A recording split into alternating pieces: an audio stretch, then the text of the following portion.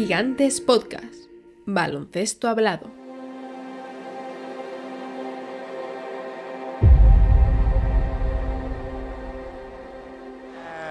With 3 seconds, Bird will try another jumper and hit it at the buzzer. Bird has 60 points. Larry Bird scored 60 points. Look at the Boston players mob him. Larry Bird scored 60. It is the greatest shooting exhibition I've ever seen in my life. Larry Bird, one more impossible shot after the other. Esto es El Reverso, conducido por Gonzalo Vázquez y Andrés Monge.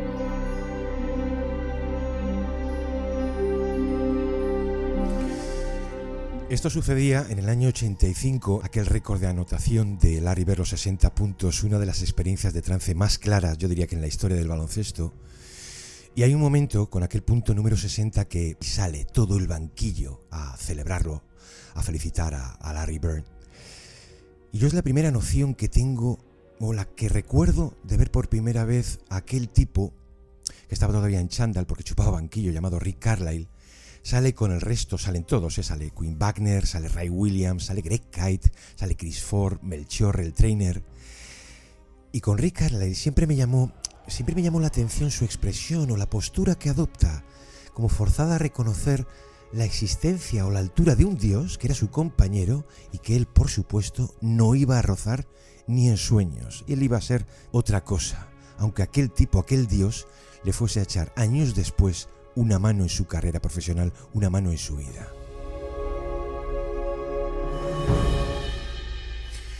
Buenas noches, Andrés. Muy buenas. Oye, el reconocimiento en la vida llega tarde, a veces no llega nunca, no digamos ya de los reconocimientos póstumos, que son parcialmente crueles. Y yo creo que a Rick Carlisle le ha llegado todo junto este año. Un buen aficionado, lleva viéndolo muchos años. Puede que lo recuerde, pues aquellos años en que era asistente de Larry Bird, o cuando coge a los Pistons a principios de siglo, ¿no? Sí. Luego posteriormente a los Pacers, qué decir de sus años en los Mavericks. Pero hay probablemente una nueva generación que esté descubriendo a Rick Carlisle ahora, la más joven, que solamente conozca esto que está viendo en estos últimos Pacers. Pacers que han estado tan cerca del título, que hemos estado tan cerca de ver el anillo probablemente más improbable de la historia, que nos dijimos, vamos a dedicar un programa, aunque sea fechas impropias muy tardías, como esto del reconocimiento, a este hombre, porque de verdad merecía la pena. Es que simplemente los Pacers merecían un capítulo final, Gonzalo. Ganaran o no ganaran, merecían este capítulo, por el viaje, por el qué han hecho y sobre todo por el cómo lo han hecho. Y porque no sería justo opacar, y menos aún olvidar, Gonzalo, la trayectoria de esa mente maestra que han tenido al frente. Porque estos Pacers, podemos decir claramente, sin temor a equivocarnos, que son un equipo de autor. Un equipo de un autor muy versátil además. Un tipo lúcido, un tipo muy flexible, como para haber sido élite de una forma y luego aprender a reciclarse para serlo de otra muy distinta, Gonzalo. Y como no es justo ese olvido, mucho menos en estos casos no nos gusta, pues teníamos una oportunidad para recordar lo hecho por este equipazo y servir de paso pues como lazo para contar el viaje de Carlisle y de estos Pacers en una temporada que, pese a la no rúbrica final, yo sí creo que es para la historia, Gonzalo. Aunque el final haya sido el que ha sido, trágico por las formas, este ha sido un año para la historia de los Pacers. Durante la postemporada, que decir también de las finales, hemos visto piezas y artículos por él y por los Pacers para aburrir. Vamos a empezar por una en particular que hacían a dos voces, como eran Collier y McMahon, que se centraba en la incesante, decían, evolución de Rick Carlisle como entrenador, que va a ser principalmente el tema del programa de hoy, para reconocer a este hombre lo que ha cambiado con los años, ¿no? De hecho, arrancaban por el polo opuesto de lo que fue, lo que estaba condenado a ser cuando empezó. O sea, lo que es hoy, todo lo contrario a aquel arranque. Pero fíjate que fijaban el inicio de esta pieza coral en el primer partido de las series finales, cuando restaban 22 segundos de reloj, uno abajo los Pacers, después de haber remontado 15 puntos, como habían remontado todo durante un mes y medio. Hay un momento en que Carlisle, si recuerdas, Andrés, pide el challenge, por si el último en tocar el balón, que se había ido fuera, había sido Siakam. Sí. Era un challenge. ¿Vale? Tenían que usarlo, simplemente. Exacto. Si lo perdían, bueno, pues era balón para Oklahoma, que iba 1 arriba. Pero Carlisle aprovecha esos segundos para aquel mensaje último a sus jugadores en el que viene a decirles: vamos a defender sin cometer falta. No voy a pedir tiempo muerto. Si hay rebote, poned el balón en manos de Tyrese y vosotros mismos, tú mismo Tyrese, decide qué hacer. Y así, tras el fallo en aquel midrange de Shai, llega el balón, como había pedido, a Haliburton con 8 segundos en el reloj. Gilgeous-Alexander spins, pulls up, jumper, off the mark, won't go, rebound Nesmith. The Pacers with a chance to win it. Final seconds, no fouls to give. Haliburton looking, Haliburton driving, pulls up, jump shot. It's good! It's good! With 0.3 of a second remaining. Timeout OKC. Bueno, nos preguntaron, Andrés, si era la primera vez que sucedía. Sí, 3 décimas en el reloj. Fue un momento absolutamente inolvidable a nivel histórico, inolvidable a nivel histórico, hablando de finales de la NBA. Es cierto que viendo el historial en el clash de Haliburton este año, Gonzalo, que ha sido casi surrealista, directamente por el acierto, por la colección de imposibles además que ha hecho posibilidad, yo creo que todos estábamos pendientes en ese momento y pensábamos que lo podía volver a hacer. Pero es que ese pensamiento, Gonzalo, casi intrusivo, porque es muy difícil lograrlo, sí, vuelve a ser superado por la realidad. Gonzalo, claro, Carlisle iba a favor de viento ahí, primero por la confianza de Haliburton, que era disparada, y segundo, no olvidemos, porque el cuerpo técnico es precisamente el que indica esa acción. Toma Tyrese el balón, decide tú. Todos quieren que lance ahí, decía Haliburton después del partido. Compañeros, entrenadores, incluso aficionados, contaba, y eso me da mucha confianza. Eso lo llega a reconocer él después de desatar la locura de ese primer partido de las finales, con esa cuarta canasta solo en estos playoffs para ganar o empatar en los últimos segundos de partido. Es una auténtica locura. Son cifras para que nos hagamos una idea de finales de carrera, y él lo ha hecho en 1 mes y medio. Pero si te pones a pensar en de dónde viene eso, cómo se gesta, hay una historia ahí, Gonzalo, hay una muy buena historia ahí, porque estos Pacers tienen un estilo bastante definido, bastante valiente, atrevido, donde la libertad de Haliburton, ese fino equilibrio entre poder de sistema y poder dejar a un lado ese mismo sistema en beneficio de una parcela creativa para uno de los elementos, ese equilibrio, que es finísimo, ya digo, es diferencial. Y esa libertad se ha generado primero desde Carlisle hacia Haliburton. Gonzalo, le ha dotado él de poder. Cuando Haliburton llega a Indiana, estamos hablando de febrero de 2022, arranca un proceso por el cual Carlisle identifica en él un elemento sobre el que construirlo todo, pero todo a nivel no de equipo, sino a nivel de identidad. Es una sensación la de tener un base con esa velocidad de pensamiento, esa clarividencia, Gonzalo, a la que Carlisle se agarra en ese momento, porque contempla que bajo ese tipo de motor, estamos hablando de un generador de máxima élite, puede encontrar el camino al éxito. Pero esto es aprendido.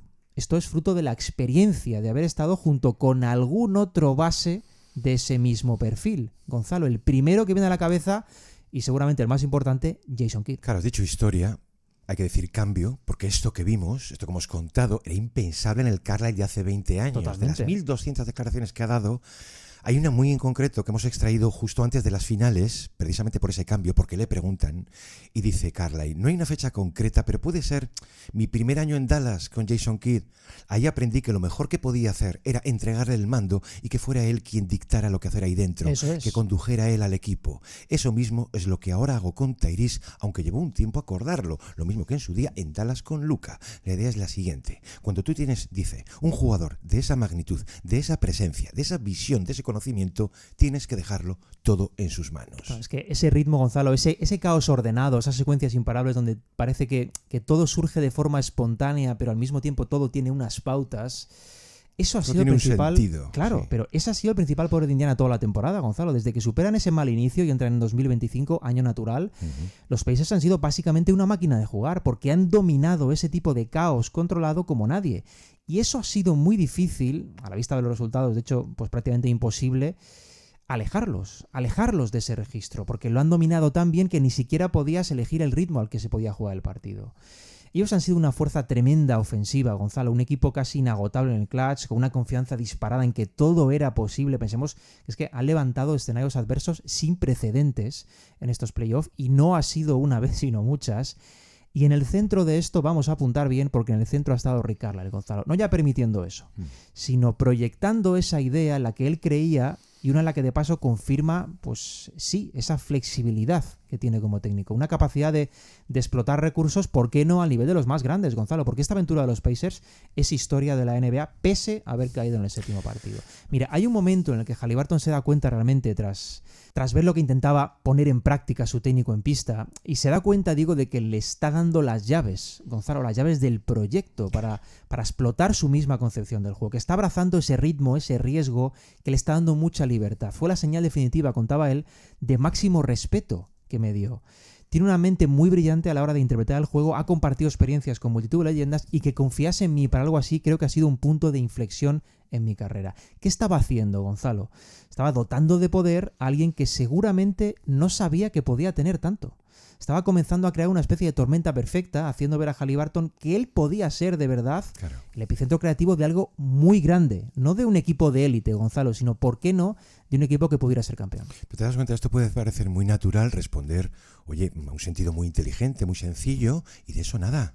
O sea, el caso de Kidd en Dallas, esto viene de un problema, se forma un nudo, un atasco que al final hay que deshacer, y puede ser perfectamente no pacífico el asunto. De hecho, muchas veces, Andrés, no hay solución. Esto lo hemos visto en más casos. El nudo puede acabar con uno de los dos. Me acude a la cabeza, pues hubo una coexistencia pacífica, pero al final aquello se iba a romper, por ejemplo, entre Allen Iverson y Larry Brown. Absolutamente. De hecho, la reputación de Carlisle hasta ese momento, Gonzalo, yo creo que era más bien la de un técnico controlador, conservador, vamos a ver, de mucha escuela clásica en el trato es. También con los propios jugadores. Recordemos que él, antes de Dallas, venía de estar 4 años en los Pacers y los 2 anteriores en los Pistons. Y esos equipos eran bastante robóticos, Gonzalo, casi en todos los sentidos posibles. Eran muy competitivos, pero a la hora de la verdad de jugar eran una máquina, ¿no? Eran muy militares. Eran, yo creo que un equipo, tanto los Pacers como los Pistons, como los primeros Mavs, claramente definidos por el intervencionismo estratégico, Eso Gonzalo, es. Hasta casi pues llegar a un punto de ahogar toda opción de improvisación. No tenían nada que ver, pero nada,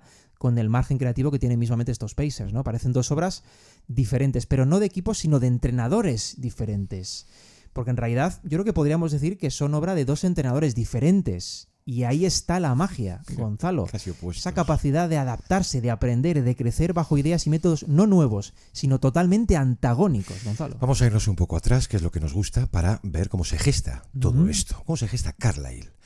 Vamos a contar cómo era, no la relación, digamos, entre Rick Carlisle y Larry Bird, sino la jerarquía que se establece entre ellos, que a mí me parece el asunto más fascinante, como vamos a ver.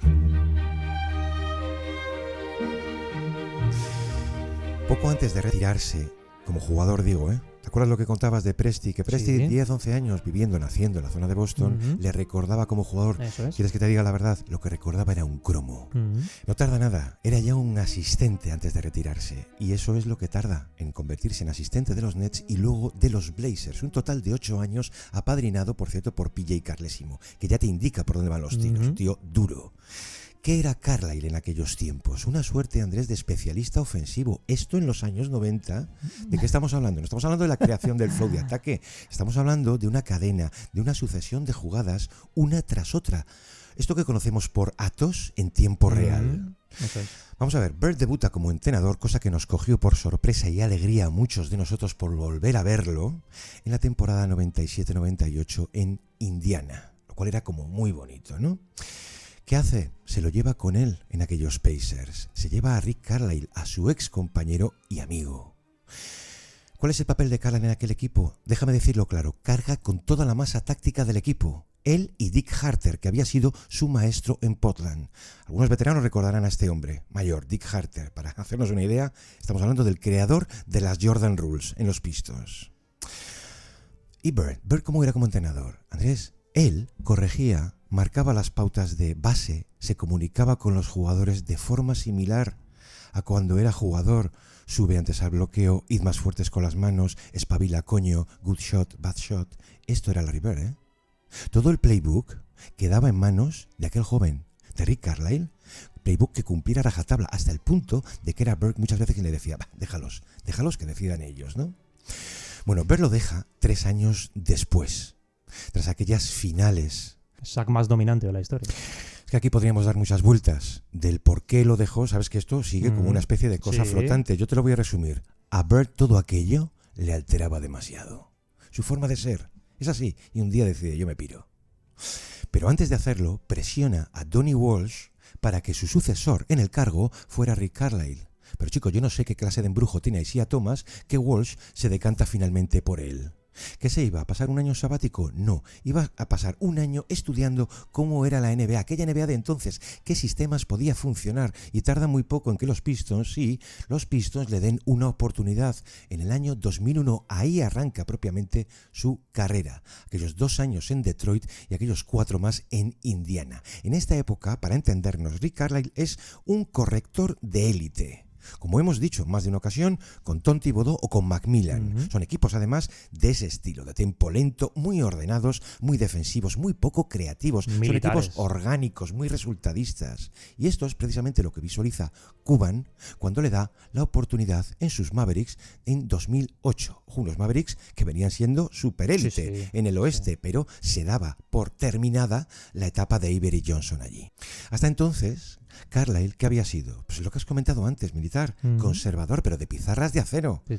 Lo alucinante de todo esto, Andrés, es que lo íbamos a ver con el paso de los años, pues sí, un proceso de reblandecerse, de hacerse más plástico. ¿Fue decisión suya? Si te digo la verdad, yo creo que no. Fue un producto forzoso del aprendizaje. Una decisión inteligente, como lo fue en su caso, por ejemplo, la de Greg Popovich, que también tiene orígenes similares y acaba siendo todo lo contrario, Gonzalo. Los Mavs de inicios de siglo, los mencionabas, fueron un muy, muy buen equipo. Un equipo que además venía de ser totalmente intrascendente la década anterior, donde no tuvo ni una sola campaña en el 50% de victorias. Hablo de los 90, varias temporadas entre las peores de la historia de la liga, pero en ese cambio de siglo estamos hablando de que hasta la llegada de Rick Carlisle, 8 años seguidos en playoff, todos con al menos 50 victorias en fase regular, unas finales de la NBA, eran un muy buen equipo de baloncesto, Gonzalo. Avery Johnson sale después de 2 eliminaciones seguidas en primera ronda, 2007 y 2008, justo después de haber pisado las finales en 2006. La de 2007 fue muy dolorosa porque el equipo gana 67 partidos en fase regular, y la de 2008, ese 4-1 ante los Pelicans, pues ya fue directamente la consumación del fin de ciclo. El caso es que Carlisle llega a un proyecto que tenía Dirk Nowitzki, lógicamente, como eje, y que debía dar, yo siempre digo que este paso trampa, el más difícil de todos, que es el salto entre ser un muy buen equipo y un equipo campeón, con el añadido además de gestionar y superar los 2 traumas recientes, Gonzalo, que no eran precisamente pequeños. Pero en Dallas no arranca bien, recordemos que pierde 7 de sus primeros 9 partidos, sufre un 0-5, por ejemplo. Aquel equipo no carburaba de inicio, un equipo que salía, recordamos, con Jason Kidd, Josh Howard, Gerald Green, Dirk Nowitzki y Dan Pierre. Salía Terry como sexto hombre. Pero aquella etapa inicial está marcada por un sentido de la obligación muy férreo. Yo entiendo a Carlisle, su voluntad, su necesidad de demostrar. Pero claro, convertía el juego en una sucesión de acciones dictadas por él. Sí. Lo que decíamos de las unidades asistidas de juego, micromanaging, que llaman allí. ¿Cuál es el problema? ¿Cómo puede encajar algo así con un creador nivel Dios? Mal. Que era Jason Kidd, tenía 34 palos y llevaba 14 años de carrera. Al principio Kidd callaba. Pero algún día, más temprano que tarde, aquello tendrían que hablarlo. Exacto. Dice Carlisle, yo mismo me di cuenta, pudo ser un día en pleno partido, un tiempo muerto, otro más, y allí estaba yo dictando en la pizarra otra jugada más a cumplir, viendo el careto de Kidd. Y me dije, Dios, esto es ridículo, pero ¿qué estoy haciendo? Y decide hablar con él. Y soltar lastre, lleva tú al equipo, mételos en tu guión de juego, lidera esto, yo me haré a un lado y saca tú lo mejor de ellos. Oye, y si hay que corregir algo, aquí estaré. ¿Es fácil? Pues puede serlo, Andrés, cuando reconoces que lo que estabas haciendo, efectivamente, no funciona. Pero el proceso inicialmente yo creo que es muy, muy difícil para Carlisle, Gonzalo, Claro. porque es que recordemos que él venía de escenarios que eran totalmente contrarios, donde ya decimos que el control, el orden, es que era no prioridad, sino máxima obligación. Pero él acaba entendiendo, no sin tardar, pero acaba entendiendo que, claro, cuando tú tienes a un hombre como Jason Kidd, era mucho mejor coexistir con él, darle vuelo, que tenerlo atado. Porque por muy bueno que fuera estando atado, cuando de verdad iba a brillar, era cuando le deja ser Jason Kidd, uno de los grandes generadores de su época. Pero digo lo de no sin tardar, Gonzalo, porque seguramente no fue hasta el tercer año en Dallas cuando hablamos de que ese equilibrio existente se desnivela de verdad a favor de Kidd. Hasta entonces era un tira y afloja, pero estamos hablando ya de 2011, tercer año. ¿Qué pasa en 2011? Que los Mavs son campeones de la NBA. Aquel era un Kidd ya muy, muy veterano, es cierto, pero seguía teniendo una presencia. Era muy importante, era esencial, Gonzalo, la gestión de los partidos, de los ritmos, de a qué jugar en cada momento. Carlisle delega mucho más en él, en esos ámbitos, digo, y el resultado pues fue el que fue. Se puede decir que aquello sienta un precedente de mayor margen creativo a nivel de ataque en la carrera de Carlisle como técnico. Total. Y un primer gran aprendizaje para el futuro, Gonzalo, pero lo digo al margen del título, sino por toda la experiencia y lo que le supuso como técnico. Bueno, es que lo dice el propio Carlisle, todo cambió desde entonces. Dice, nuestro juego se hizo más aleatorio, más libre, más dependiente del flow de partido, tal y como todos mis jugadores lo estuvieran interpretando. Uh-huh. Pues sí, señor, eso iba a terminar muy bien. Vamos, con uno de los títulos, Andrés, de mayor épica o más improbables de siempre, aquel de 2011. Por cierto, que alguien que estaba allí presente lo cuenta esto en un libro, ¿no, Andrew?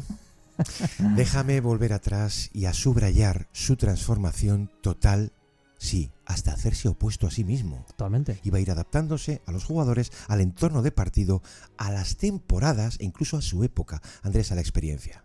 Tú puedes decidir un día un cambio y hacerlo desde el paro.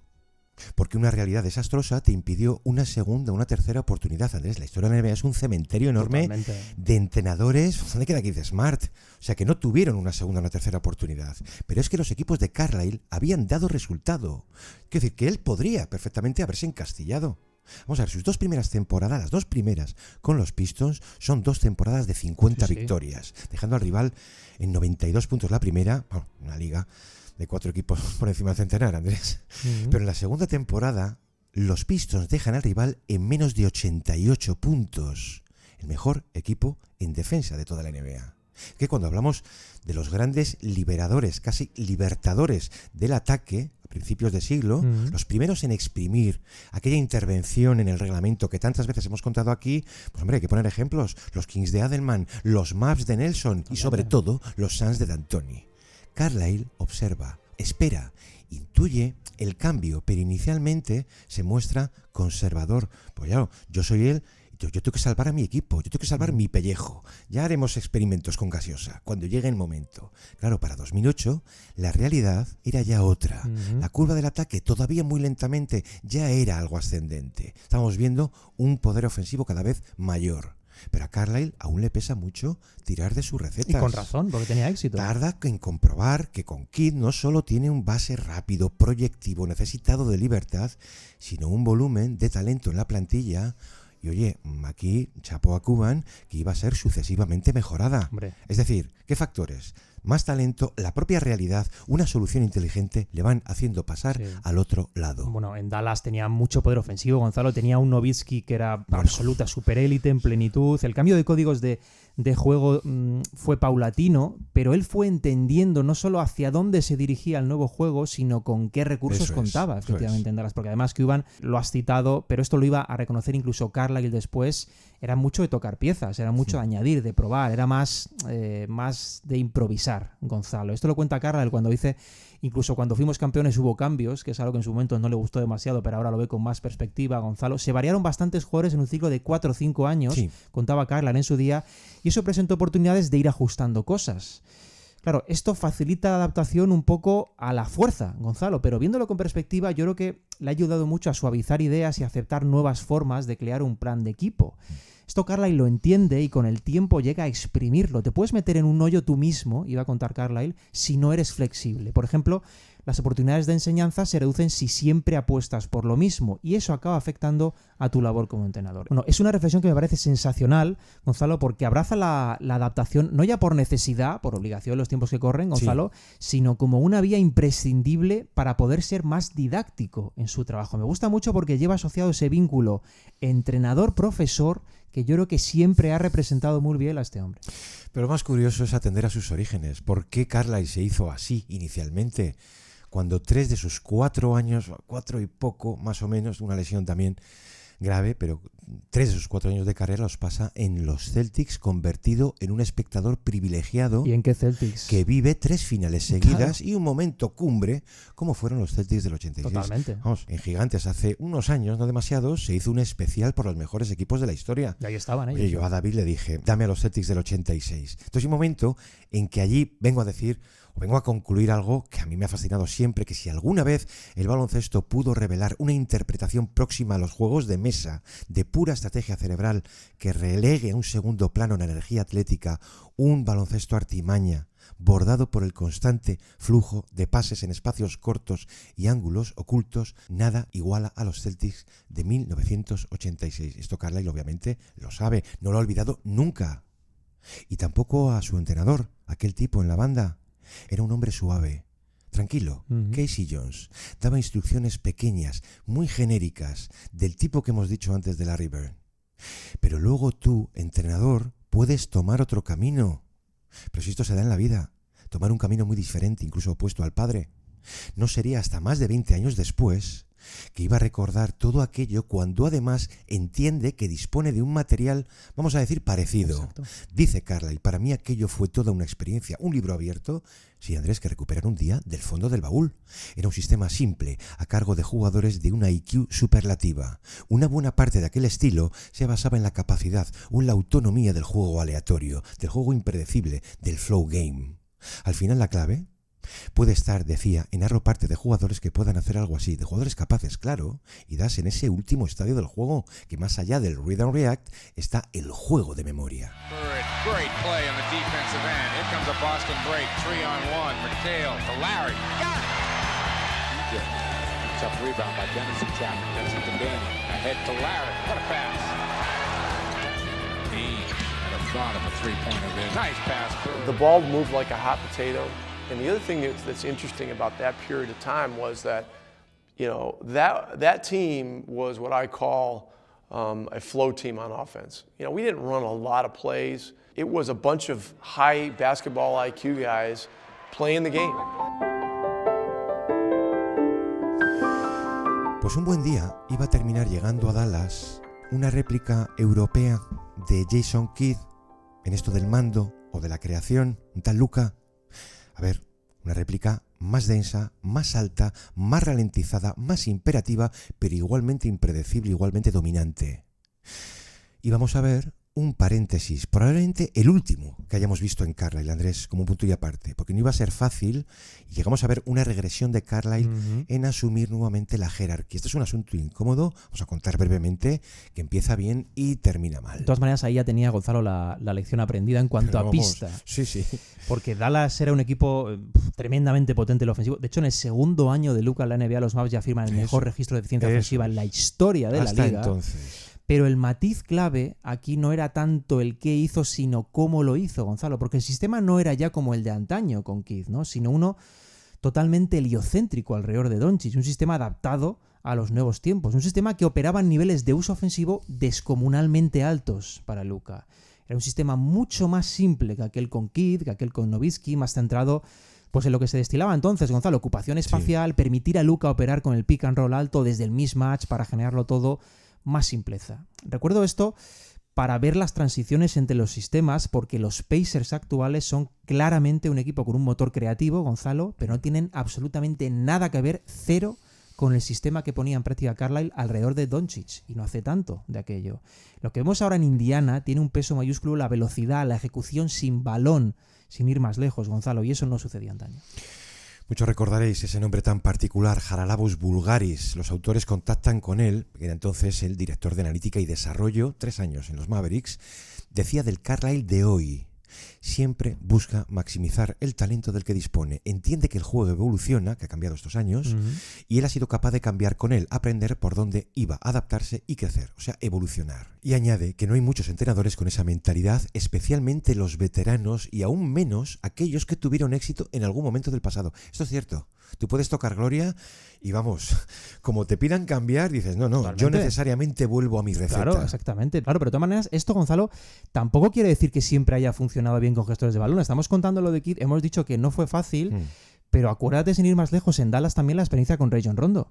Con Rajon Rondo, que es previa a Luka Doncic, hablamos de 2015, nada más salir de Boston, aquello no sale nada bien. De hecho, Rondo juega 46 partidos solo con Dallas, porque no se entienden Carlisle y Rondo. Pero yo creo que no se entiende incluso desde el principio, porque Carlisle tenía ya ideas sobre el tipo de generador que representaba a Rondo y lo difícil que iba a ser ajustar a ese tipo a Dallas. Ojo, ajustarlo sin sacrificar lo demás, que ahí está el matiz. Yo creo que ese movimiento, fíjate, que llegase Rondo a Dallas, digo, sucede pese a Carlisle. Gonzalo, claro, así acaba el tema, no acaba nada bien. Esto no tiene nada que ver con lo que representó Doncic en su momento con Carlisle, que encajasen mejor o peor en el día a día, que aquello tuvo su amiga Gonzalo. Sí. En pista la cosa fue sencilla. Sí. Y no hay directamente color con lo que estamos viendo ahora con Haliburton, ¿no? Que seguramente a nivel de experiencia, de conocimiento, es la pieza la que más y mejor ha sabido entender y potenciar Rick Carlisle. La pieza de todas, en su carrera. Porque Carlisle a estas alturas, ya con todo ese bagaje, es un maestro, es un sabio del juego, con todo ese conocimiento a sus espaldas. Y Haliburton es el tipo al que mejor está sabiendo llevar de todos. Basta ver la sensación de disfrute que ha tenido Haliburton este año en pista, sobre todo en playoff, con máxima presión. Por eso Indiana, Gonzalo, es un equipo en el fondo, lo decíamos al principio, lo estamos explicando, tan de autor, porque Indiana, estos Pacers condensan la propia evolución de Carlisle como técnico en un montón de aspectos. Por eso está bien contarlo todo, Andrew, porque el caso contrario, oye, vamos a ser claros, puede ocurrir, ¿no? Se lo decía el Pepe Bulgaris, dice, él mantiene una buena relación con sus estrellas y jugadores principales. No fue el caso allí, has dicho, Rondo. También Luka. Sí. Termina bien. ¿Cómo es que no te caigo bien? ¿Caerme bien? ¿Quién demonios dice que tienes que caerme bien? ¿Qué ley dice que tienes que caerme bien? Ninguna. Pues entonces, ¿y por qué crees que es? Por ti. Ya sé que es por mí, pero ¿por qué crees que es?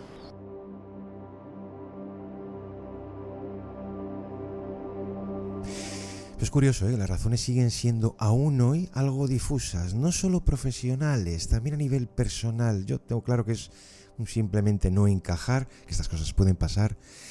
Y el roce, Andrés, arranca pronto. Vamos a decir que cuando llega Luka a Dallas, a la NBA, había un base que iniciaba su segundo año, Dennis Smith Jr. Vamos a dejar claro que estos dos tipos tenían una fantástica, una buenísima relación. Pero claro, Luka se impone en pista de manera salvaje, es que se lo come. Claro. Carlisle ya no era de Smith Jr., para nada. De hecho, es un elemento que quiere quitarse de encima mejor pronto que tarde. Era lo mejor. Pero empezamos a ver cosas un tanto extrañas. Llega a haber una reunión en la que acusa a Dennis de estar celoso de Luka. Claro, delante del equipo, Andrés, tanto, en fin, Doncic como los compañeros consideran aquella acusación injusta, porque no era así. Luego, pues a Luka tampoco le gusta cómo trataba a otros jugadores. Es especialmente sangrante el caso de Salah Meyri, que esto no es una cosa que contemos nosotros, es que en una ocasión en que Meyri, en fin, que era muy venal, muy sanguíneo y cometía torpezas, bueno, hay una escena en un partido de expulsión que lo manda a la calle y el propio Carlisle tiene que pedir luego disculpas públicas, pues sí, por el trato vejatorio que le había dado a su jugador. Luego, es un tiempo un tanto extraño, sobre todo el final, Andrés. Por ejemplo, el caso de Mosley, para entendernos, se asemeja bastante a lo ocurrido con Tyronn Lue en los Cavaliers de David Blatt. Mosley, asistente, empieza a ser más cercano, los jugadores más cercanos a él que al propio técnico. Y Carlisle, hay un momento en que empieza a estimarlo como una amenaza a su cargo. Es normal. Y con el letón, con Porzingis, sale bien la cosa. No cuaja su relación táctica con el entrenador, porque Porzingis no estaba contento como en su día, no lo estaba Rudy, con convertirlo en una pieza que esperara en las esquinas al triple. Luego el caso de Bulgaris. En fin, es un tipo que empieza a asumir demasiado poder, no es del gusto de los jugadores. Y oye, tú puedes tener una relación más o menos tensa con Luka, tu entrenador, pero al final lo convierte, lo quiere en ese base dominante que llegamos a ver, que es finalmente Luka, ¿no? Pero sí vamos a ver algunos roces, pantalla, con algunos cambios, etcétera, ¿no?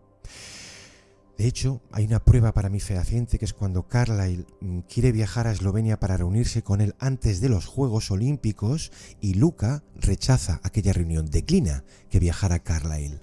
Bueno, no quiero distracciones, ahora mismo estoy concentrado aquí, yo lo puedo entender.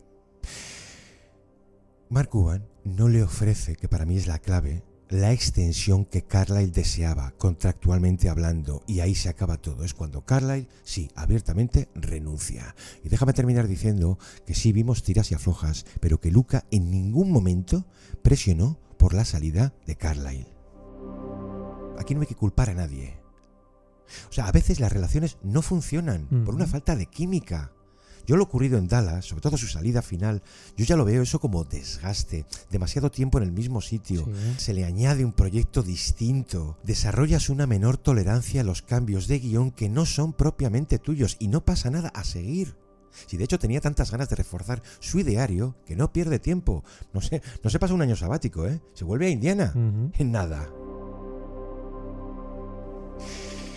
De entonces a hoy ha podido encontrar su sitio. Su sitio final seguramente, el hogar perfecto o el sentido más alto de toda su carrera. Y déjame decir que en el caso de Indiana le ha llevado el tiempo justo, incluso menos del tiempo justo, porque coge a los Pacers, oye, después de la era Paul George, después de la era breve pero intensa entre Oladipo y Sabonis, pero los coge, recordemos, tras el destrozo de relaciones entre entrenador y equipo que había causado el año anterior Bjorkgren, que aquí contamos en su día.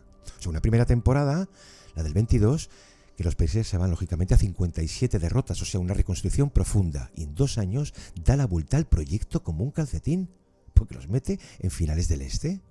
Entonces, hablamos el otro día de la creación inmediata de los Thunder, ¿y qué hacemos con los Pacers? Decía Collier, si el equipo estaba a la búsqueda de una identidad, Carlisle se la iba a dar toda. Sí, Andrés, con la forma más firme y personal de toda su carrera, porque la idea era encontrar al jugador perfecto para imponerla y un roster que la completara, o sea, Haliburton y los Pacers de hoy, lo que han llegado a ser. Aquí lo curioso es que aquel jovencito Haliburton odiaba a los Mavericks campeones de 2011 y a su entrenador. Bueno. You know, Dirk and certain guys, and I think you know, we've been talking a lot about that 2011 championship run and how that series went and how they had to respond in many different ways. I remember hating Coach Carlisle and those guys at that time. Que perfectamente, no sé hasta qué punto lo sabe el gran público, que Haliburton podría haber terminado en Dallas. Bueno, sí, cuando sí. Carlisle era un entrenador allí. Es que efectivamente, esto no sé si es de gran dominio público, pero en la lista de... Has hablado de él, está bien tirado. En la lista de Haralabos Bulgaris a nivel analítico de cara al draft de 2020, ¿sabes qué opción era Haliburton para ellos? La opción número 1. De hecho, entonces, en aquel sorteo de 2020, las fuentes incidieron bastante en que Dallas fue ofreciendo progresivamente packs con sus selecciones más Jalen Brunson, Gonzalo, que venía a jugar su segunda temporada en NBA, para intentar subir por todos los medios y hacerse con Haliburton. Más tarde, de hecho, el propio Carlisle lo iba a llegar a confesar. Puedo decirte que Cuban lo intentó todo para lograrlo, porque cuando se le mete algo en la cabeza, así sucede, ¿no? Pero no se pudo cuadrar. Pero el objetivo, ya te digo, el número 1 en la lista de los Mavs era Tyrese Haliburton en aquel 2020. Es decir, existe un escenario paralelo, esto es fantástico, es una historia maravillosa, un escenario paralelo, no tan descabellado como pueda parecer, porque lo intentaron, ya digo, con mucha fuerza, en el que Haliburton podría haber sido dirigido ya por Rick Carlisle en Dallas en 2020, Gonzalo. ¿Qué te parece la película? Pues hombre, un motif de estos estupendo, ¿no? Y además realista, que los Mavs no lo consiguen y que Carlisle se acabaría yendo. Pero es cierto, lo iba a tener entre ceja y ceja desde entonces. Pero oye, primero había que arreglar un poco el suelo en Indiana, ¿vale? Aquella temporada 22, primera de Carlisle, tras su vuelta a los Pacers, no tenía el base deseado. La arranca con Brogdon, diferente a lo que él... Vamos, es que pasan por el equipo, Andrés, 7 bases. Pasan por el equipo 28 jugadores, vamos a recordar. Y comprueba pronto que no hay mucho que hacer. Y eso lo va carcomiendo por dentro.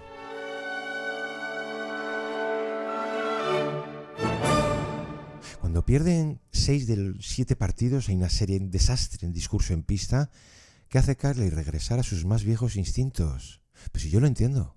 Si tú cuando has tocado techo, cuando has tocado gloria, Andrés, por mucha reconstrucción en la que estés, oye, llevas muy mal la anarquía. Totalmente, claro.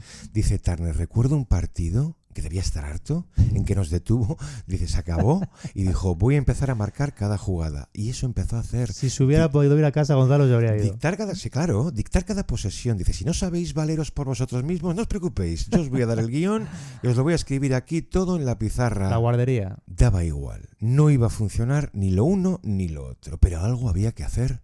Y sí, él tira de su viejo vehículo. Y fíjate que podían haber esperado al verano, pero no esperan mucho más, y yo también ahí le entiendo, por si se abría una oportunidad, una ventana para hacerse con esa obsesión que no había olvidado. Es que cuando se produce el traspaso de Haliburton, los Pacers estaban ya totalmente perdidos, claro. Gonzalo, estaban sin norte, estaban 19-37, por recordar el récord en aquel momento, lo hemos contado más veces, pero fue el caso de un movimiento que satisface a ambas partes, ganaron los dos, es decir, un traspaso coherente que estructuraba mejor a ambas plantillas. Los Kings necesitaban a un tipo como Sabonis y los Pacers necesitaban a alguien como Haliburton, porque además en Sacramento ya estaba Fox y en Indiana ya estaba Turner, con lo cual pues cubrían necesidades despejando otras que en teoría ya tenían cubiertas. Y no es nada casual que rápidamente Carlisle, Gonzalo, después del traspaso, se asegure de conectar con Haliburton, no ya a nivel estratégico en pista, porque le iba a dar las llaves del proyecto muy pronto, sino también a nivel personal, haciéndole ver que confiaba plenamente en el rol, un rol, Gonzalo, que estaba dibujado para él. Carlisle entiende muy pronto que ganarse a Haliburton podía ser la causa más determinante de todas para cambiar de verdad el rumbo de la franquicia. A mí el detalle de la cena me confirma muchas cosas. Por ejemplo, la impaciencia, las ganas de no esperar más. O sea, el traspaso tiene lugar en mitad de un 0-7. El traspaso tiene lugar un 8 de febrero, que ellos pierden en Atlanta. Ellos volvían a casa, no tenían partido hasta el día 11, que recibían a los Cavs, ¿vale? La noche del miércoles sí que planta Carlisle una cena, que es al día siguiente del traspaso. Una cena en la que no me hubiese importado, pues, en fin, asistir. Porque tú fíjate, Buddy Hield, Tristan Thompson, Haliburton y Carlisle. Es que vamos, hay de todo ahí. Un poquito de todo, sí. Vamos. Se los lleva al 47 Ski House, que es está un bloque, digamos, del pabellón. Algo ha contado cada uno, pero Andrés, yo como si lo viera. ¿Qué les cuenta? Claro, les cuenta sus planes. Les dice que en 2 años máximo empezar a funcionar, empezar a ver la luz, que estuvieran preparados para los altibajos y qué quiero de cada uno. ¿Dónde tiene lugar el mayor cambio? ¿Quién lo iba a dar? Al final, ¿quién? ¿El más joven? Porque era el más brillante. ¿Recuerdas aquello que decía Turner? De que estás a un entrenador, de que cambie tu vida, sí, totalmente, para bien o para mal.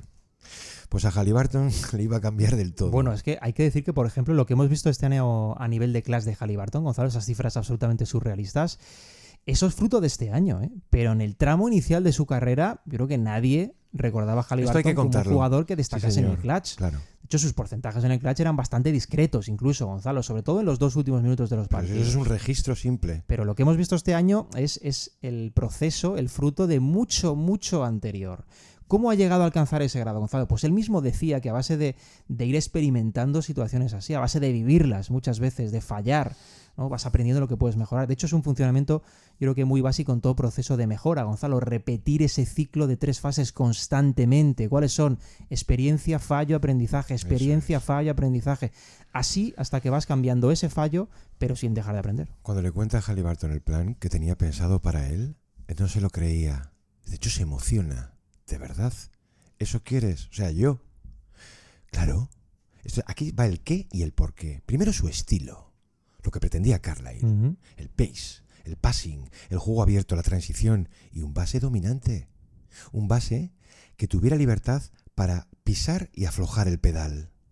Andrés, en Haliburton, no sé si llegamos a decirlo en el programa reciente, pero se presenta un tipo de heliocentrismo mucho más ligero, totalmente, que suelta lastre al amasamiento de 2 únicas manos. Pero como algo así no sucede de la noche a la mañana, pues se emplea los últimos 26 partidos como un primer banco de pruebas. Tú lo has dicho antes, aquello ya era un equipo de lotería. Eso es. Decía Chad Buchanan, el GM, ahí ya veíamos destellos de su creatividad, una capacidad de alterar por sí solo una estructura muy básica, incluso muy pobre.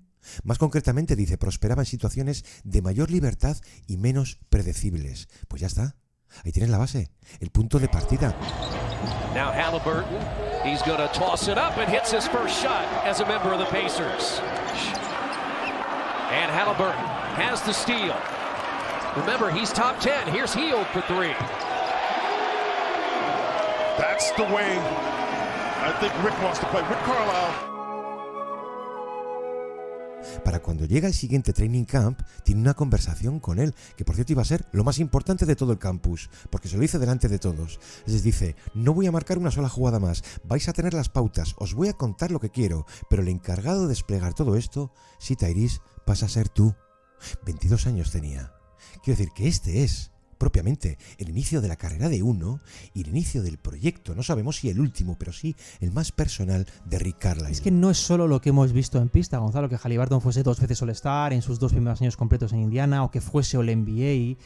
Es esa sensación de disfrute, de diversión que parece vivir siempre que ha estado en pista. Se puede decir que para llegar a eso, para alcanzar ese tipo de cosas, lo verdaderamente relevante ocurre, como casi siempre, Gonzalo, fuera de los focos. ¿Sabes, por ejemplo, una cosa de la que Carlisle ha cambiado la forma de ver el juego de Tyrese Haliburton? A través del vídeo, el estudio del vídeo. Y no tanto por la cantidad, sino por la calidad. Sí. Mira, reconocía Tyrese en una ocasión al inicio de su carrera que él empleaba fragmentos para mejorar, pero que eran muy simples, Gonzalo. Acciones, además, inconexas del resto, ¿no? Un compilado, pues prácticamente anárquico, sus propias jugadas, siendo un base. Carlisle lo cambia por completo. Carlisle añade muchísimos matices al vídeo. Se sienta con él, claro, se sienta con él, se lo explica y luego le manda deberes. Y es uno de los principales factores en hacerle ver que para un base, sobre todo para un base, en una estructura como la que pretende montar en Indiana, con un flujo de pases salvaje, él no debe aprender solo de su vídeo, Gonzalo, sino del comportamiento en pista con respecto a los demás. La interacción permanente de 5 piezas en pista. Toda esa clase de pequeños detalles, de pequeñas masterclass que ha tenido Carlisle con Haliburton, le han llevado lógicamente a calificarle, del jugador al entrenador, digo, como una especie de elegido, como un gurú, Gonzalo, que puede ser un elogio disparado, puede ser un elogio con esteroides, pero en el fondo lo que explica más allá del elogio es la clave de todo, Gonzalo, porque cuando dice, por ejemplo, Haliburton, que todo lo que hace por mí es lo que ha llevado mi carrera a otro nivel, ahí no exagera absolutamente nada. Es que está contando la realidad. Por supuesto que Haliburton es muy bueno, Gonzalo, lo era antes de llegar, lo seguirá siendo incluso pese a esta lesión, porque tiene un instinto tremendo para jugar y sobre todo su baloncesto es de interpretación y velocidad de balón, pero también es justo decirlo, la confianza, el aprendizaje que ha tenido este hombre junto a Carlisle es que se puede decir que ha partido su carrera en dos. Hay una declaración del propio Carlisle, Gonzalo, al respecto de Haliburton que me encanta y es cuando dice: cometerá errores, claro que los va a cometer, pero las mejores lecciones que pueda tener necesitan esos errores, porque solo así sabrá cómo tener mayor impacto en el futuro. Esto es muy brillante, Gonzalo, porque normaliza algo que es esencial, que si no fallas y trabajas sobre el fallo, asumiendo que va a llegar el fallo, no vas a aprender. Pero si lo haces, ojo, si lo haces la cosa cambia, el progreso sí que puede ser significativo. Esto es lo que ha ido pasando, seguramente más en voz baja de lo que debería con el impacto en el juego de Tyrese Haliburton, Gonzalo, que ha ido creciendo y creciendo, ojo, fuesen cuales fuesen sus números simples. Es que es eso. De entonces a hoy todo ha dependido de esa relación y de ese jugador termómetro y de una plantilla diseñada para la idea y del crecimiento de todos. De hecho, Tyrese, por ejemplo, no ha dejado de elogiar a su entrenador. No por dejarlo ser quien es, sino por algo más importante, descubrir quién eres en realidad. Exacto. Qué clase de jugador eres y lo que puedes llegar a ser. Andrés, hay dos tipos de personas, las que aprenden y las que no. Bueno, pues con los entrenadores lo mismo. ¿Aprender a qué? Pues mira, por ejemplo, a detectar errores o a superarlos, a aplicar un conocimiento cada vez mayor, que eso es la experiencia. Que a veces, entiéndeme, pueden no ser errores, pero de aquella primera etapa, pues tu obsesión por el control, cuando cambia el escenario, tal vez aquello no valga. Decía Buchanan, todos en esta liga, jugadores, entrenadores, directivos, todos evolucionamos o deberíamos. Dice, en el caso de Rick, su evolución le ha llevado a esto, con un punto de destino, sí Andrés, con un punto de estrella. Le ha llevado a esta mano ejecutora de su último plan, que es Haliburton. A lo largo de la historia ha habido muchos, pero muchos entrenadores que creyeron estar un día que les caía del cielo el jugador soñado. Muchos, Andrés, fracasaron. Razones, 1000. Pero generalmente el problema suele ser lo de siempre, querer imponerse al otro. El caso más célebre que me acude a la cabeza es el de Westhead y Magic Johnson. Pero a Carlisle esto le ha funcionado. Aquí lo ha hecho. Y tienes que tener siempre un punto necesario de suerte. Es que lo que han hecho los Pacers, Gonzalo, encadenar esos 2 cursos seguidos finales de conferencia, finales NBA, esto solo tiene aquel precedente que pudimos ver a finales del siglo pasado. Ellos tienen un tramo de 2 finales de conferencia y unas finales NBA en 3 años. Equipazo, claro. Tampoco acaban ganando el título. Es decir, contextualmente lo que han hecho este año, partiendo de donde partían, es que tiene un valor gigantesco, incluso perdiendo el séptimo en las finales. Y lo han logrado, insistimos, con esa perfecta simbiosis de 2 mentes muy lúcidas en esto del baloncesto, como son Rick Carlisle y Tyrese Haliburton. Lo han hecho compartiendo el camino, Gonzalo, aprendiendo el uno del otro. Yo creo que no habría podido suceder, de hecho, si hubiera sucedido de otro modo. No habría podido llegar a este final. Y nos va a quedar siempre, por supuesto, cómo no, ese what if, de qué habría pasado si no se hubiera fragmentado de golpe ese nexo en el primer cuarto del séptimo partido. Yo no sé quién hubiese ganado el anillo, ¿eh? Claro. Solo tengo claro que el séptimo habría sido un partido monstruoso. Es que el inicio de Haliburton fue majestuoso, Gonzalo, y se podía pensar perfectamente tras ese inicio del séptimo partido que Indiana habría sido capaz, ¿por qué no?, de completar la proeza. Andrés, qué cantidad de gente se sorprendió la noche en que calzan aquel rótulo. El más veterano, ¿no? El más veterano de la historia en llegar a las finales. Decía un cronista, en este punto tardío de carrera ha dado con el escenario ideal, creado por él. Pues el equipo más de autor de su vida. Totalmente. Y sí que hemos podido ver que tal vez sea su obra maestra. We always knew what this team was capable of, but this team was built different. Knew the fire in our game and the hustle in our step. Nah, last year wasn't a fluke. It was a warning. Pues decíamos recientemente, es curioso porque los Pacers, con toda lógica, los cubrimos hace poco. Corazón rebelde, Sí. La explosión repentina del proyecto a través de un jugador principal y su entrenador. Pero también de un entorno.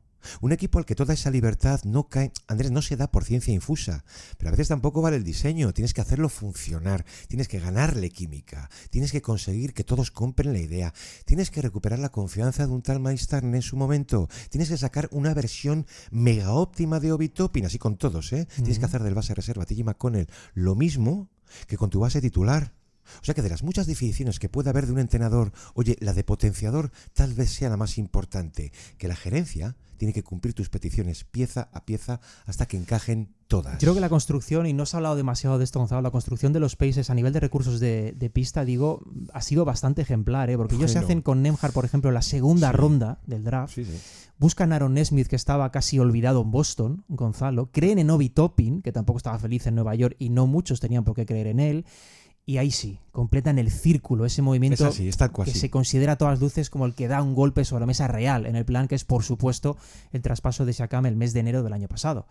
Esa construcción, ese tipo de aciertos han ido permitiendo a ese núcleo del equipo, jugadores muy importantes desde el banquillo, Gonzalo, como TJ McConnell, la aparición de Mathurin, Shepard. Eso, digo, ha permitido al equipo ganar una identidad con las piezas perfectas, las piezas adecuadas, Gonzalo. El juego de memoria que necesitas para ciertos sistemas en equipos así solo se adquiere con repetición, no hay otro atajo. Y cuando ellos se hacen con Siakam y rubrican, por decirlo así, su apuesta competitiva, cuando van con todo, es justamente lo que hacen, Gonzalo, porque démonos cuenta de lo poco que han tardado desde ese traspaso, año y medio, en llegar altísimo, porque estamos hablando de superélite sostenida en esos 2 años.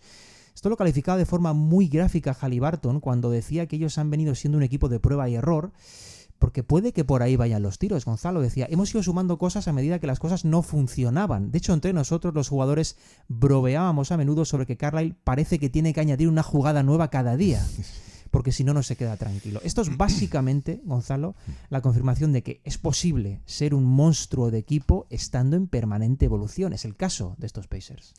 Es uno de los equipos más equilibrados que he visto nunca. Tal vez más democráticos. Solo en anotación, Andrés, tú puedes serlo en regular y quedar en una bonita anécdota, material de trivial. Pero es que llegan los playoffs y lo sigue siendo un plano superior. Llegan las finales y en el acumulado, veíamos aquello, ¿no?, del primer equipo en 8 jugadores por encima de los 200 puntos en postemporada. Entonces, si esto no es el éxito de un baloncesto comuna, de una utopía sin propiedad privada, nada lo es. Porque además toda su circulación ha sido una demostración de lo imposible, con picos de 380 pases por partido. ¿Recuerdas aquella frontera que se marcaban los Warriors? Los Warriors, ¿no?, de los 300 pases. ¿Había algún despilfarro? Encerraba todo el sentido de confundir, de marear, de anular así a la defensa, la de Oklahoma. Superando, Gonzalo, por tramos incluso la versión de los Spurs de 2014, 350 pases en las finales. Estos los han superado, ¿eh? Exacto, es ahí donde queremos ir, por encontrar al hombre libre. Es que tú comparas esto con aquello que decíamos de los Celtics del 86 y el juego de mesa que han hecho ellos con esa mesa, pues convertirla, estirarla en una pista de baile mucho más amplia, lógicamente en la era del spacing. Pues decía lo de la obra maestra. Y ha sido un equipo que ha despertado una enorme simpatía pública.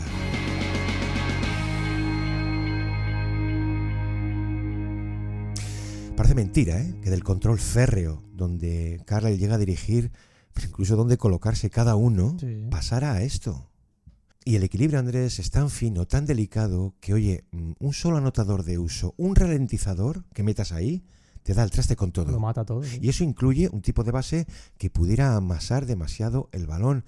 Es la paradoja que llegamos a ver en el séptimo con TJ McConnell. Héroe, cada vez que quería anotar, anotaba. Sí, pero de pronto desaparece la circulación. Tienes que formar un grupo, esto lo han insistido mucho ellos, de jugadores los más generosos y los más desprendidos del mundo. Una comuna. Si esto dice Siakam, en realidad somos un puñado de tipos que quieren jugar así, todos para todos. Aquí no puedes tener ego, no más allá del suficiente. Aquí el único ego es el equipo, lo único que tenemos en la cabeza. Predicamos esa idea. No voy a decir que sea fácil, pero una vez compartes con el resto esa mentalidad, hemos comprobado, dice, que la victoria está más cerca. Nos hemos preguntado 1000 veces por esto de la era actual. ver cómo sigue cambiando, cómo sigue ampliando fronteras. Pues Andrés, puede que en el futuro todo haya que explicarlo no tanto desde el ritmo, desde el triple, desde el espacio, que obviamente también, como por el caos organizado y cómo ese caos no crea monstruos como han creído los técnicos durante décadas en el pasado, sino por un baloncesto ligero, desbordante, bellísimo. Oye, no sé si el más puro de todos. Cuánto miedo ha despertado ese concepto del caos entre muchos entrenadores por temor a la libertad ajena, aunque se les fuera de madre. Algunos lo hemos visto y sufrido. Pero en el fondo esto es una maravilla porque esconde esa paradoja del sistema, que no es tanto un sistema rígido, sino un conjunto de variantes flexibles que vas usando según lees la defensa que tienes enfrente. Y el objetivo primario de todo esto es generar situaciones, Gonzalo, con permanente movimiento con y sin balón para ir abrumando a la defensa con opciones a cubrir. Eso solo se produce otorgando a cada jugador rasgos libres en su actuación, si no, no puedes. Es decir, lo que un sistema fija, muévete de aquí a aquí en este momento, el caos organizado lo flexibiliza, con lo cual para el scout es tremendamente difícil saber qué va a hacer el adversario, porque a menudo no es posible saberlo. Lo tienes que gestionar en vivo, Gonzalo, mientras sucede. Por supuesto, tienen pautas de arranque, ¿no? Pero los finales van cambiando y eso es lo que les hace tan difíciles de defender. Esto de provocar a estos niveles, que el rival no sepa qué vas a hacer, esto es extremadamente difícil. Hablamos de la superélite. Ellos lo han logrado en muchos tramos, Gonzalo. Había quien calificaba el sistema de los Pacers como una especie de sesiones de jazz, me gustó, donde la improvisación de los artistas es básica también para el resultado final. Aquí sucede algo bastante parecido. Obviamente Haliburton es quien mayor grado de creatividad tiene, es quien más libre puede volar, Gonzalo, pero esto es perfectamente aplicable a muchas otras piezas del sistema. El año pasado, si recordamos, Gonzalo, ellos se van a más de 123 puntos por partido, que era la mejor marca anotadora en 4 décadas en la NBA y creo que la sexta más alta de la historia. Sí. Estaban exponiendo un poco lo que iba a ser su identidad, su gran poder, ¿no? El ataque. Pero este año, y quiero plantear este tema también porque es importante con Indiana, donde muchos podían pensar que habían bajado prestaciones en ataque, que se caían como aspirante, este año lo que han encontrado es el equilibrio, Gonzalo, el equilibrio con su rendimiento atrás.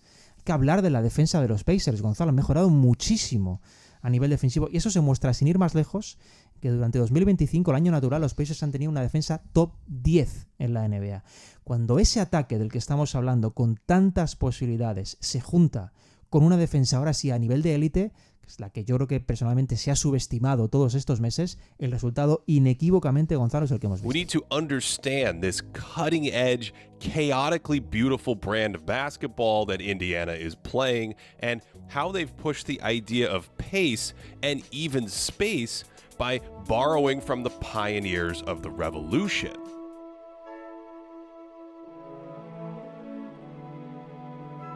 Naismith dice que lo que más valoran es la libertad con la que juegan. Exacto. Dice, lo hablamos constantemente entre nosotros, confiamos en nuestro ataque porque él confía en nosotros, el ciclo de la confianza. En todas las piezas. Vale que haya en el equipo grandes jugadores de ataque, pero ellos y nosotros tenemos que ser capaces de leer una y otra vez el juego. Y si Andrés y se emborrachan de balón o desorden, tiempo muerto de Carlisle para volver a empezar. Hace 12-13 años, ESPN, recuerdo que iniciaba un serial monográfico por un montón de entrenadores, por Adelman, Thibodeau, D'Antoni, Calv, que pasan unos cuantos por allí, Popovich, Scott Brooks, Spoelstra, Rivers, hasta Coach K. Lo curioso de aquel serial era el formato, Andrés. Se basaba en una falsa entrevista, respondía un especialista, recuerdo que el de Carlisle lo hace Arnovich, después de haber hablado con esos entrenadores. Entonces yo recuerdo la suya, que se titulaba El libro de Rick. ¿Qué elige? ¿Táctica o liderazgo? Dice, táctica. ¿Es intenso o deja pasar las cosas? Tiene manga ancha. Muy intenso.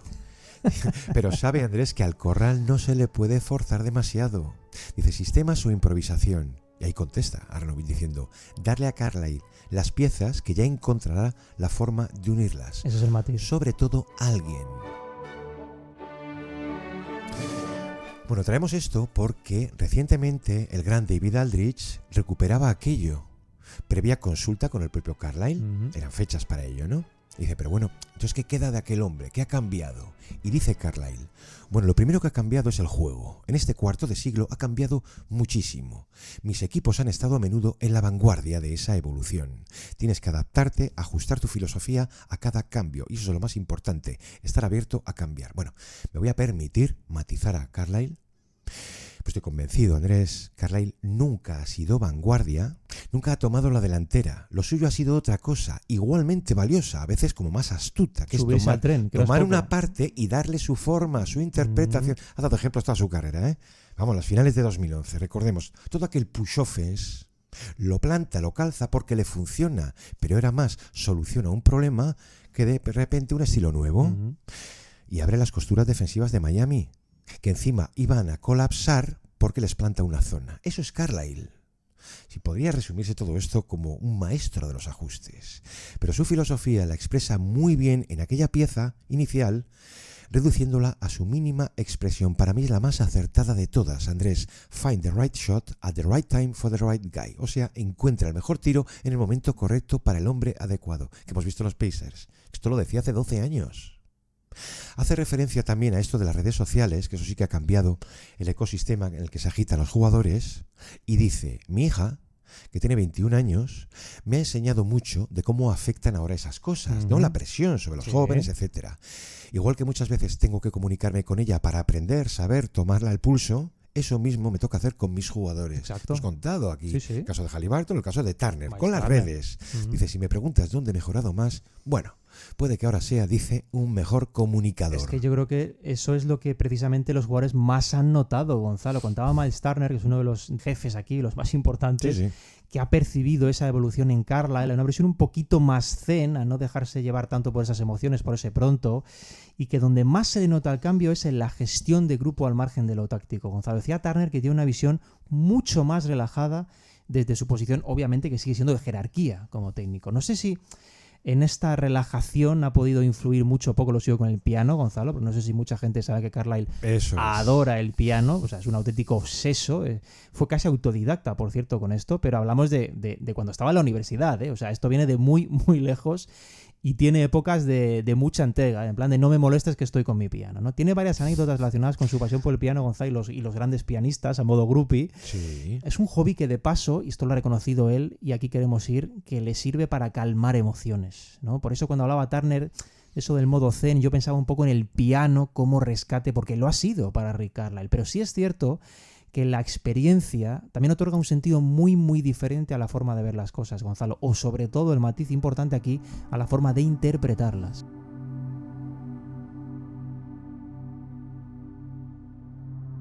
El piano es una curiosidad. ¿Contamos alguna más? Contamos que hace 10 años le dio por pilotar, que se sacó un curso de vuelo y se compra un Cirrus SR22 Turbo, un monomotor de 4 plazas, una avioneta, para ir además haciendo horas de vuelo y así elevar los niveles de licencia y poder pilotar algún día un SF-50, estamos hablando de una altura de 31.000 pies, sistema automático de aterrizaje. Un motivado total, Elevar un as eléctrico. Pero queremos contar esto, sí señor. Mira, ¿qué hace la próxima de Top Gun? Compañía de venta, pues no. Oye, pues no estaría nada mal, ¿eh? Pero esto está muy bien. La compañía de venta Cirrus lo acaban conociendo bien. Sí. Entonces Aldrich contacta con el director de ventas, un tal Mike Matthews, que le reconoce verse absolutamente sorprendido cuando entró por allí un tipo al que conocía porque dice, es que a mí me gusta mucho el baloncesto. Hombre, Rick Carlisle. Entonces, claro, en este tipo de compañías te preguntan, hay una entrevista previa que dice, bueno, ¿por qué quiere usted volar? Exacto, sí. Y dice Carlisle, porque quiero poder ver a mis padres con más regularidad. Sus padres viven en Hodgesburg, en Nueva York, ¿no? Y bueno, por lo visto los vuelos comerciales son pocos, y hay que hacer incluso más de una escala en ocasiones, ¿no? Y dice, quiero tener autonomía plena para hacer ese viaje, ese trayecto cuando yo quiera. Muy bien, ¿algo más? Dice, sí, suelo veranear en Kiowa, Carolina del Sur, y me encantaría no depender de nadie. Señorito, ¿eh? Dice, y poder acercarme cuando quiera, allá donde esté mi staff, o mis jugadores, o ese tipo que termina un día en Florida en un gimnasio de algún motivado. Ese tipo de cosas, Andrés. No, absolutamente. Carlisle tiene una relación, por cierto, bastante especial con su hermano Bill también. Y de hecho, cuando Bill, que ha sido policía toda su vida, le cuenta que quiere comenzar a estudiar, su hermano, a estudiar Derecho con 48 años, porque le da, ¿no? Quiere cambiar de vida. Reconocía esto Carlisle, Gonzalo, de que fue como inspirador para él por el momento, por la decisión, por la valentía que tuvo su hermano de cambiar totalmente de vida cerca de cumplir los 50. Digo esto porque ese tipo de retos que él, por ejemplo, pues ha podido ver tan de cerca en su misma familia, yo creo que le han podido influir también, en su caso, en su forma de entrenar o de concebir la profesión de entrenador, Gonzalo. Cuando hablamos de adaptabilidad, que es un término repetido en este programa porque es clave con Carlisle, de flexibilidad, ¿no? Del aprendizaje constante de un tipo que estando en la élite no tenía tanto por qué cambiar, Gonzalo, nos referimos a esos detalles que muchas veces nacen pues de lo más íntimo, ¿no? Dentro del propio seno familiar, de una inspiración de un hermano, en este caso, pues que te puede hacer pensar, oye, ¿y por qué yo no voy a cambiar esto? ¿Por qué no voy a cambiar esta rutina si puedo evolucionar en esto otro? Es muy interesante esta vertiente familiar de Carlisle, Gonzalo, por cómo va afectando al resto de áreas también. Carlisle se entera un día que McConnell quería ir a ver a su entrenador de Arizona, Sean Miller, ¿vale? Pues el equipo que se había metido en el Sweet 16 y estaban en Greensboro, Carolina del Norte, para un partido contra Pittsburgh. Entonces le dice Carlisle, oye, pues vente conmigo, vamos juntos. Si total, mañana jugamos allí contra los Hornets. Y efectivamente, se montan los dos en la avioneta. Entonces, cuando vuelven, que se entera lógicamente los insiders, la prensa local, le dicen, preguntan a McConnell cómo ha ido la cosa. Y dice, pues divertida y aterradora. Yo creo que ahí tuvo que ver pilotando más que a su entrenador a Jim Carrey, Andrés. Sí, sí. Él, por cierto, a todo esto es presidente de la Asociación de Entrenadores. Desde es luego, un tipo muy sí, involucrado, señor. además, en esos detalles. Pero lo que más me gusta de todo es que cuando inicialmente le nominan como tal para ser presidente, cuando le eligen también, por cierto, Gonzalo, él no estuvo presente en ninguna de las dos ceremonias, Gonzalo, ni cuando le nominan ni cuando le eligen. ¿Por qué? Porque estaba entrenando, Gonzalo. Es un poco la paradoja de un presidente de asociación que realmente vive el día a día del técnico. Y esto me gusta, ¿eh? Esto me gusta, y lo digo porque en muchos casos existen muchos cargos, Gonzalo, a todos los niveles, en los que existe cierta política, ¿no? Por la cual el máximo representante de alguna organización vive en el fondo muy alejado de la realidad de esa organización. Con Carlisle, Gonzalo, Carlisle es justamente lo contrario. Bueno, hay que insistir aquí, porque esta es una parte importante que desde hace años efectivamente es una eminencia también para su sector profesional de los entrenadores, que va a hacer en diciembre 20 años como presidente de la Asociación de Entrenadores, la NBCA. Y ahí sí, aparece otro Carlisle, el que afronta una visión más activista, más sindical, de hacer valer los derechos de los entrenadores, especialmente los más jóvenes, los asistentes, la promoción de nuevos cargos, evitar el nepotismo, que estamos empezando a ver mucho, y los hay de todo tipo. Exacto. Dice Aldrich, lo veréis siempre pronunciarse ante algún despido de forma firme y vehemente, cuestionando una realidad cada vez más sangrante en esta liga como es la impaciencia. Bueno, el Carlisle, por ejemplo, fue muy importante a la hora de crear en 2009 ese reconocimiento de por vida que otorga la asociación bajo el emblema de Chuck Daly. Eso es. Y que sirve al final, Gonzalo, es una excusa para reconocer el legado de muchos técnicos a los que el tiempo parece olvidar, ¿no? Pero el objetivo es precisamente lo contrario, celebrar sus carreras, devolverles al primer plano y devolverles su importancia. Esto es un gesto, yo creo que de bastante humildad, de mucha empatía, un gesto fantástico. Y Carlisle, como decimos, fue el gran motor, de hecho, para ponerlo en marcha. Parece mentira, pero sí, formó parte de uno de los episodios más nefastos de la historia, la batalla del Palace. Ahí estuvo. Por subrayar un poquito más esto del cambio. Sí, sí. Yo recuerdo un profesor de cine que tuvimos, Andrés, en la universidad, creo que era Rebolledo o Idoyaga o alguno de estos, que la naranja mecánica nos dibujó la historia que vive Alex de modo circular. Y me pareció fantástico. Hombre, Carlisle no ha vuelto al principio. Y esperemos que no vuelva. Es más 180 grados, Pero es lo que tiene que contar en tus filas entonces con un Artest, Stephen Jackson, Jermaine O'Neal en su versión más hormonada. 20 años después, busca ese mismo espíritu guerrero en Nembhard, en Nesmith, en Turner, en Halliburton. Pues desde luego que sí, pero claro, dentro de unos márgenes solamente al dictado del baloncesto. Y hablando en concreto de Turner, Gonzalo, Turner, lo hemos contado aquí, ha estado envuelto en muchísimas dudas, primero a nivel de confianza, luego de entorno, que derivó en esos problemas de depresión, y él mismo ha reconocido aquí, lo contamos hace apenas unas semanas, que Carlisle ha sido el primer técnico que de verdad no solo no ha dejado de creer en él, sino de mostrarle a dónde podía llegar, Gonzalo. Y lo digo esto porque la gestión, no solo a nivel táctico, sino a nivel emocional, a nivel de confianza, es muy, muy importante, tanto a nivel individual como a nivel grupal. Yo diría que hoy en día, Gonzalo, es decisiva. Una cosa que repite mucho en sus discursos a sus jugadores es negar la diferencia entre regular y playoffs. Sabe que la hay, pero quiere quitar ese peso y esa presión a sus jugadores para seguir haciendo lo mismo y mantener el mismo plan. Andrés, en estos playoffs entonces lo ha clavado. Totalmente. Y llega a ponerle su propio ejemplo. Esto de pilotar.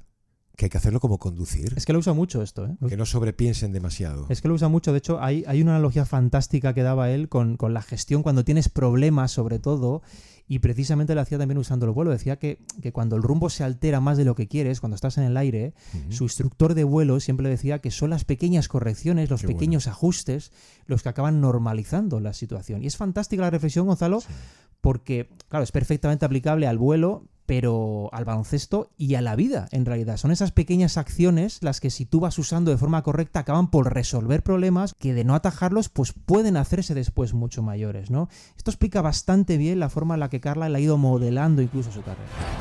Nembhard gets past Dort. Finds Neesmith. Halliburton. Good ball movement. He kicks it to the corner. Nembhard. One dribble. Hops to his left. Shoots a three. And hits it. Andrés, el problema de los subcampeones no es solo perder el título, es que la historia tiende a sepultarlos. Pero claro, solo hay una forma de evitarlo, ¿no?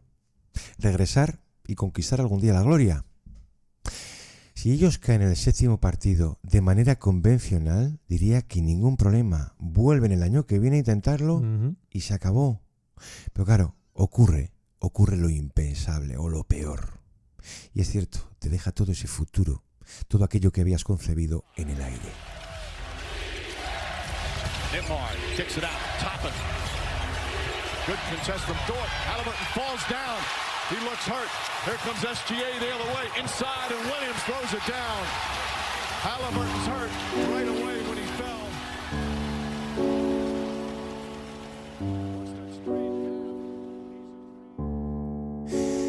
Y de todas las declaraciones posteriores en la noche del anillo, puede que la de Carlisle sí que sea para recordar. Probablemente de las más emocionales que haya dado en toda su carrera, por el reconocimiento absoluto a su equipo y a ese jugador que se había roto. What happened with Tyrese is just all of our hearts dropped. But he will be back. He authored one of the great individual playoff runs in the history of the NBA. With dramatic play after dramatic play, it was just something that no one's ever seen. And did it as one of 17. You know, that's the beautiful thing about him. As great a player as he is, it's always a team thing, and so our hearts go out to him.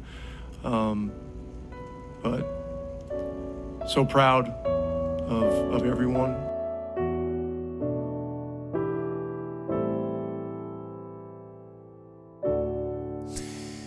Estoy muy de acuerdo con un titular que daba Howard Beck en plenas finales, cuando volvían los Pacers, no los matabas, que era la capacidad de Halliburton de que todas las narrativas, estos playoffs, incluso de las finales, pasaran por él. Todas, es cierto, como si él, Andrés, las dictara todas. Halliburton ha sido, es, y quiero pensar que seguirá siendo, Gonzalo, el motor perfecto para esta nave. Tiene todas las herramientas que la potencian, pero también todas las que le dan esa identidad a la que agarrarse en esos momentos de dificultad. Gonzalo, van a experimentar uno muy, muy grave, ¿no? Pero esto nos dicen en el fondo, si te paras a pensar que va siempre de estrellas, y por supuesto tienen un peso muy, muy importante lo que suceda, pero en el fondo yo creo que esto va de los tipos que fortalecen las unidades de 5, porque a esto se sigue jugando en unidades de 5. Halliburton ha mezclado perfectamente, yo creo que de los que mejor en la NBA este año, lo que significa una estrella, lo que te da esa resolución cuando estás en el alambre, agarrarte a ella y que te lleve a la orilla, lo hecho en playoff ya es historia de la liga, Gonzalo, con ser uno más de un equipo que a la vez se encarga de proyectar lo que tiene al lado. Y esa dualidad de verdad es la que le hace tan especial y tan determinante en contexto Pacers. Si nos paramos a pensar, yo creo que hay equipos totalmente simbolizados por ciertos jugadores, Gonzalo, los que se asocia sin pensar porque son como extensiones que justifican el todo.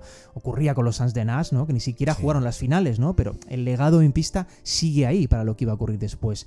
Ocurre con los Pacers de Halliburton, Gonzalo, porque sea quien sea el que brille, en el fondo estamos hablando de un jugador sistema, pero no desde el plano individual, sino desde el mejor plano posible, el plano colectivo. Y a esos jugadores, Gonzalo, a esos hay que conservarlos y darles crédito siempre.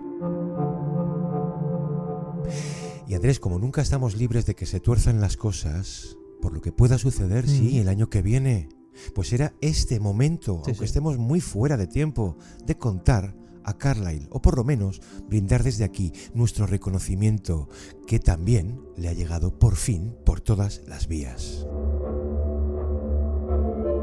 Indiana ha sido un auténtico regalo este año, Gonzalo, no solo por ser superélite, por ese registro que han tenido en 2025, sino porque ha sido uno de los equipos que más ha transmitido en los últimos años. Creo que han seducido a casi todos los neutrales, Gonzalo. Tengo amigos que no eran de ningún equipo, iban con los Pacers en las finales.